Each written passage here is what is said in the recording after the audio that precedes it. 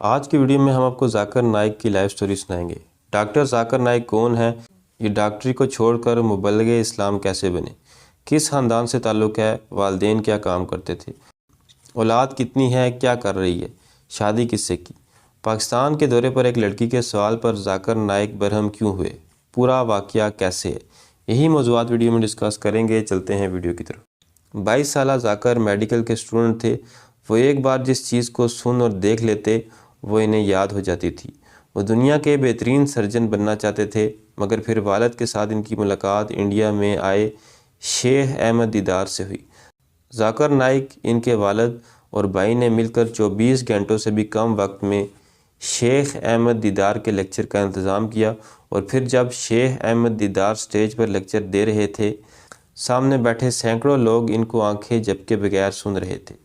تقریر کے بعد جس طرح شیخ احمد دیدار کے ہاتھ چومے جا رہے تھے، ان کی عزت کی جا رہی تھی، تو یہی وہ موقع تھا جب ذاکر نائک کی زندگی بدل گئی۔ انہیں یہ معلوم ہو گیا کہ اس دنیا میں ڈاکٹری سمیت ہر کام ایک طرف اور ایک بڑی مذہبی شخصیت کا پروٹوکول اور کامیابی ایک طرف۔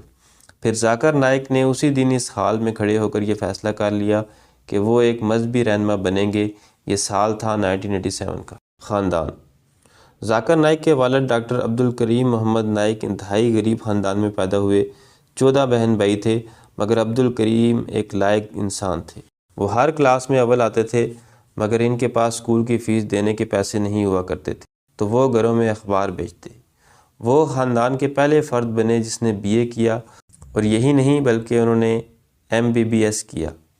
بمبئی کے بڑے ماہر نفسیات بنے، ڈھیر سارا پیسہ کمایا۔ اپنی آمدن کا بڑا حصہ ضرورت مندوں میں تقسیم کرتے تھے۔ شعار اسلام پر سختی سے کاربند رہتے۔ ڈاکٹر عبدالکریم نے دنیا کی کئی ممالک کی سیر کی، اور ان کا بڑا مقصد اس ملک کی کسی مذہبی شخصیت سے ملاقات بھی ہوا کرتا تھا۔ اسی وجہ سے ان کے دنیا بھر کے مذہبی عالموں کے ساتھ تعلقات بن گئے۔ والد کے ساتھ ساتھ ان کی والدہ بھی انتہائی پڑھی لکھی تھی اور کٹر مذہبی شخصیت تھی۔ محترمہ روشن نائک اس زمانے میں BA پاس تھی۔ انہیں بزنس میں بہت دلچسپی تھی، اور ذاکر نائک کے والد کی کامیابی میں روشن نائک کا بہت بڑا ہاتھ تھا۔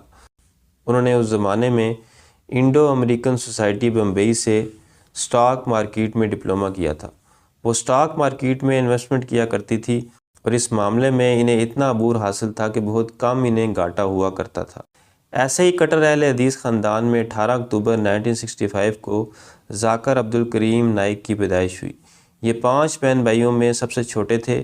سب سے بڑی بہن محترمہ لبنہ، دوسرے نمبر پر محمد نائک، پھر محترمہ نائلہ، چوتھے نمبر پر محترمہ سلوات، اور سب سے چھوٹے ذاکر۔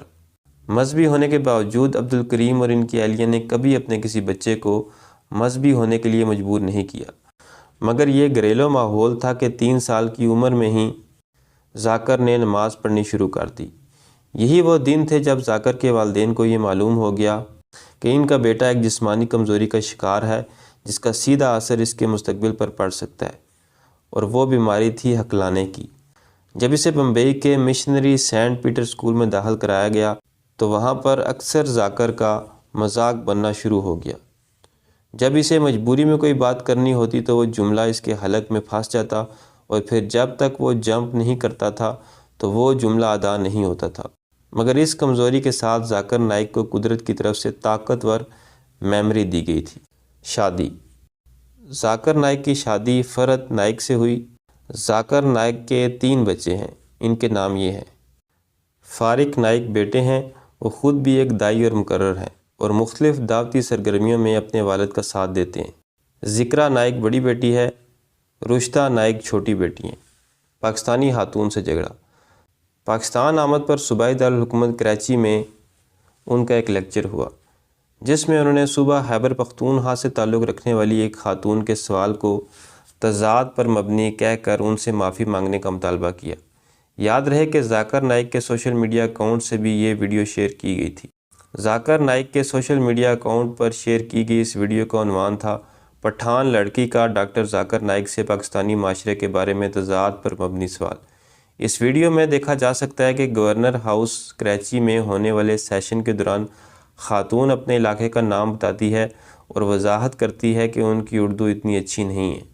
اپنے علاقے کے بارے میں آگاہی فراہم کرنے کے بعد وہ ذاکر نائک کو بتاتی ہیں، میں جہاں سے تعلق رکھتی ہوں وہ مکمل اسلامی مذہبی معاشرہ ہے جہاں خواتین بلا ضرورت گھر سے باہر نہیں جاتی۔ انہوں نے بتایا کہ اگرچہ ان کا معاشرہ مکمل اسلامی ہے مگر اس کے باوجود وہاں بچوں کے خلاف جنسی جرائم ہوتے ہیں جس کے باعث معاشرہ تباہ ہو رہا ہے۔ سوال کے جواب میں ذاکر نائک خاتون کا سوال دہراتے ہیں اور مسکراتے ہوئے کہتے ہیں، ان کے معاشرے میں جہاں سے وہ آتی ہیں وہاں خواتین گھر سے ضرورت کے بنا باہر نہیں نکلتی۔ میں بھی گھر سے باہر ضرورت کے بنا نہیں نکلتا اور مرد کو بھی ضرورت کے بنا گھر کے باہر نہیں نکلنا چاہیے۔ پھر ذاکر نائک نے کہا، آپ کے سوال میں تضاد ہے۔ آپ کہتی ہیں کہ معاشرہ اسلامی ہے اور پھر بولتی ہے کہ وہاں پیڈو فائل یعنی بچوں کے ساتھ جنسی رغبت ہے۔